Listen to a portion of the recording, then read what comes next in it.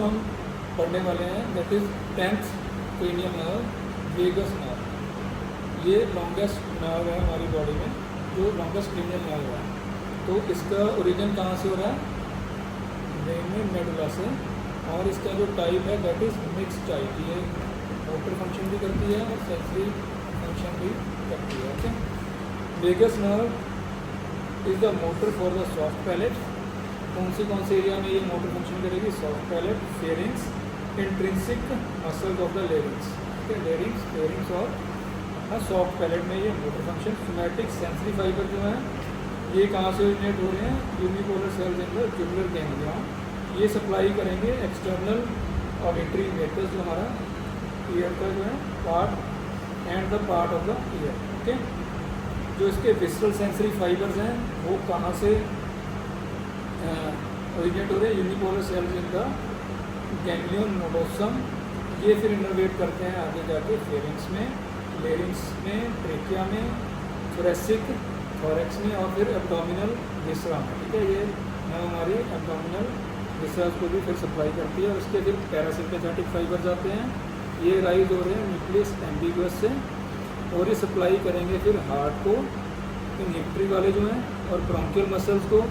ठीक है, जो हमारे ब्रोंकस हैं, और ग्लैंड्स को करेंगे। Okay, smooth muscles most of the GIT, जो हमारी GIT है उसके भी स्मूथ मसल को ये सप्लाई कर रही है, एंड सुप्रारीनल ग्लैंड।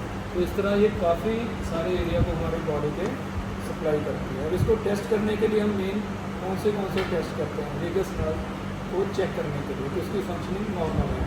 तो हमने टेस्ट पहले पढ़ लिए 9th क्रेनियल नर्व के अंदर जो हमने पढ़े थे, जो हमारी ग्रोसोफ्रेंजियल थी, उसके साथ में मिलके ये हमारा गैग रिफ्लेक्स और फ्रेंजियल रिफ्लेक्स जिसको हम बोलते हैं उसको कैरी आउट करती है। और पैलेट रिफ्लेक्स जो हमारा सॉफ्ट पैलेट है वो हमने लास्ट उसमें देखा था, उसमें ये हमारी हेल्प करती है। फिर ये हमारी हेल्प करती है, इसका टेस्ट के लिए हम क्या करेंगे?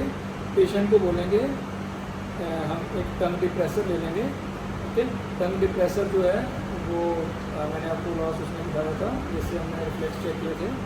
या फिर हम लेरिंगोस्कोप की यूज़ से भी कर सकते हैं। ठीक है, ये लेरिंगोस्कोप है, इसको हम इस तरह से ऑन कर लेते हैं। ठीक है, इस तरह से इसके अंदर ये फिक्स हो जाता है लाइक दिस।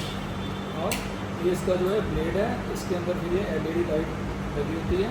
ठीक है, और इसके अलग अलग साइजेस के ये सब ब्लेड हैं। ठीक है, इसको आप जूम करके दिखाओ।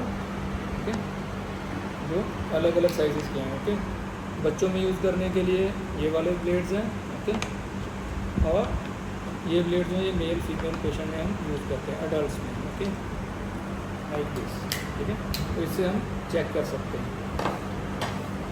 ये वाला पार्ट जो है ये हमारा टंग डिप्रेसर एक तरह से होता है, इसमें हेल्प करता है। ओके, इसका भी हम आपको एक थोड़ा सा ओवरव्यू देंगे।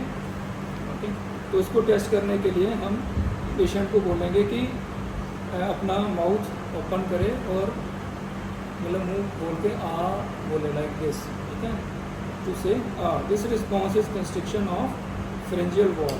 ठीक है, अगर ये वेगस नर्व सही से काम कर रही है तो ये वाला जो रिस्पॉन्स है ये प्रॉपर आएगा।